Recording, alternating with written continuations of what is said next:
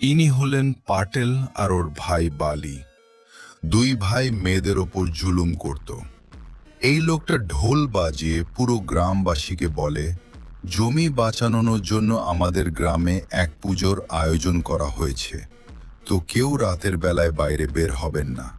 সকালে এই কৃষক পাটেলের বাড়িতে আসে আর পাটেলকে বলে, মালিক, আমি আমার জমি চাই। তখন পাটেল বলে, প্রথমে তুমি খাবার খেয়ে নাও।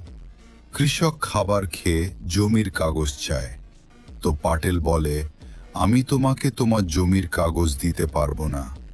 তখন কৃষক পাটেলের সামনে কান্না করতে থাকে।